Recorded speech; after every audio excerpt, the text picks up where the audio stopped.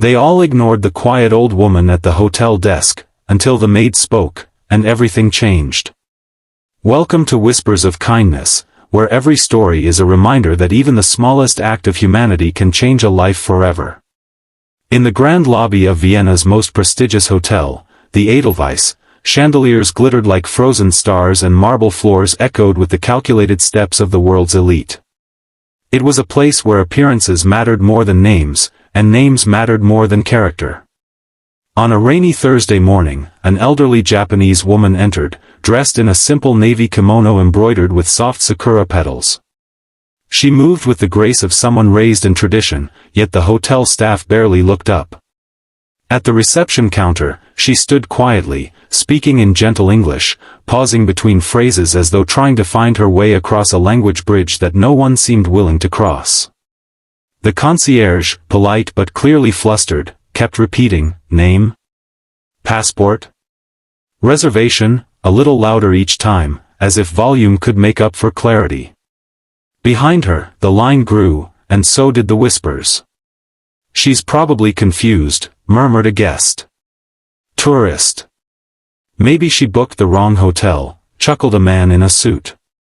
A bellboy rolled his eyes discreetly.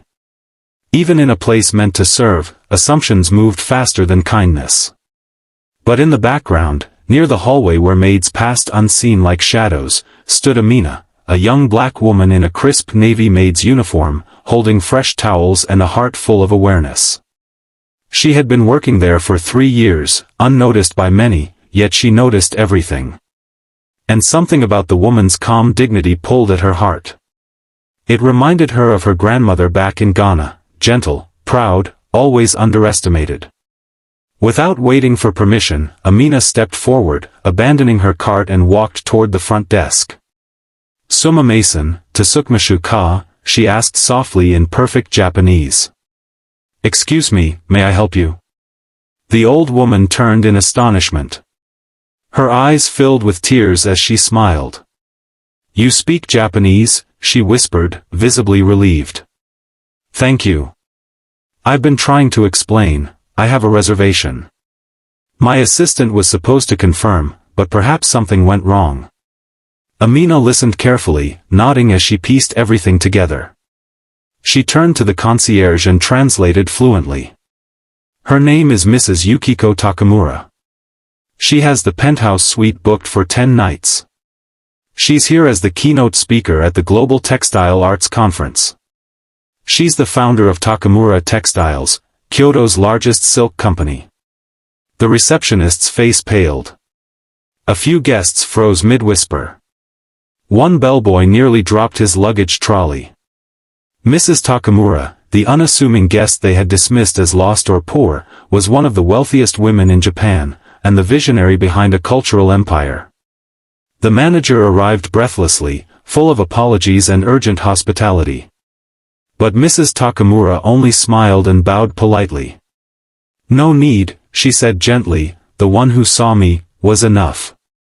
That afternoon, Mrs. Takamura requested Amina as her personal assistant for the rest of her stay. She insisted gently, but firmly, that no one else would do. The management, embarrassed and eager to recover from their mistake, agreed immediately. Over the next 10 days, a quiet bond formed between the two women.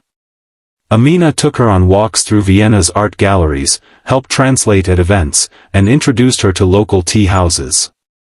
Mrs. Takamura, in return, shared stories of how she started her company with just a second-hand loom, injured hands, and dreams too fragile to say aloud. She had been widowed young and raised her son while hand-weaving kimonos through the night and selling them by day. "People think wealth means power," she told Amina one evening, sipping jasmine tea on the terrace, "but real wealth is time, humility, and kindness. It is being seen."